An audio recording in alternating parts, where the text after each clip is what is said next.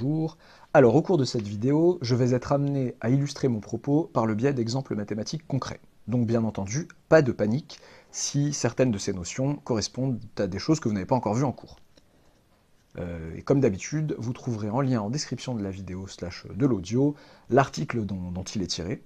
C'est le principe en fait de cette... je rappelle que c'est le principe de cette playlist Conseils généraux pour s'améliorer en mathématiques. Je ne fais presque que lire des articles écrits par moi-même il y a assez longtemps. Ça dépend, peut-être que je reprendrai l'écriture de ces articles si des idées de conseils généraux me reviennent. Voilà, donc celui-ci s'appelle « Prisonnier de la lettre », de l'attachement déraisonnable aux lettres au détriment de ce qu'elles représentent. Un certain nombre d'élèves, ou d'anciens élèves, affirment avoir aimé les mathématiques qui leur étaient inculquées à l'école et au collège, jusqu'à ce que les lettres se mettent à côtoyer les nombres. Calcul littéral notamment. Le franchissement de ce palier d'abstraction peut laisser un souvenir cuisant. Malheureusement, il ne constitue qu'une première étape dans ce rapport plus ou moins conflictuel qu'établissent les élèves avec l'utilisation des lettres en mathématiques. Soit dit en passant, entre parenthèses, on a envie de leur dire c'est là que ça devient des maths, quand les lettres interviennent, parce qu'avant, bon, c'était juste du calcul, quoi. Bon, fermons la parenthèse.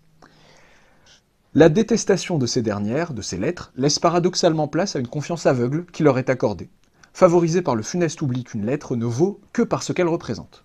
Ce que nous appelons confiance aveugle, c'est notamment cette propension de l'élève à associer telle lettre de manière abusive à tel concept qu'elle représente généralement. F, grand F, forcément c'est une primitive de petit f. Delta, nécessairement un discriminant. U, c'est une suite. Une matrice P, elle est forcément inversible du coup. Un tel attachement à la lettre se ressent dans l'apprentissage du cours, et plus précisément dans l'assimilation de certaines formules. Tenez par exemple la somme de termes consécutifs d'une suite géométrique. Même lorsque l'élève vous fait le plaisir de se souvenir que pour appliquer la dite formule, la raison Q doit être différente de 1 et qu'il n'oublie pas le premier terme en facteur, il annonnera très souvent grand S égale U0 fois 1 moins Q puissance N plus 1 sur 1 moins Q. Donc petit aparté, je mets en lien une vidéo somme géométrique, apprenez votre formule en français qui détaille un peu plus cet exemple. Oui, mais qui est N dans la formule? Pourquoi N plus 1 en exposant? Effectivement, pour des puissances allant de 0 à n, cela est valable. Mais si l'on change le nombre de termes dans la somme, la formule ainsi apprise devient obsolète.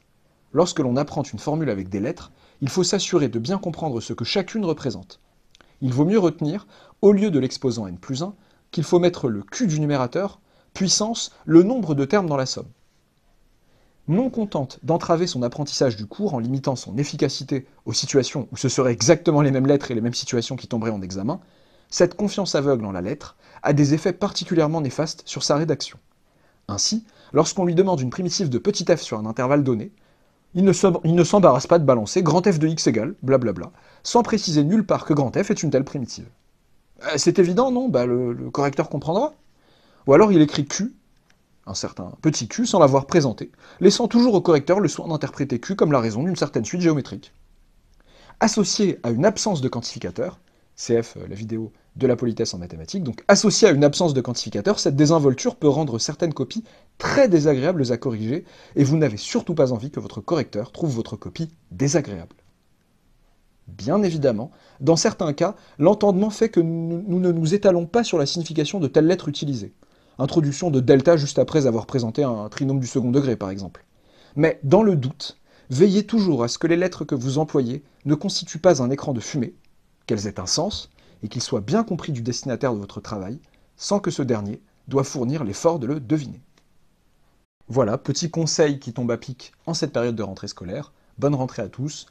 N'hésitez pas à vous abonner à la chaîne, à aimer cette vidéo, et à très bientôt pour de nouvelles vidéos.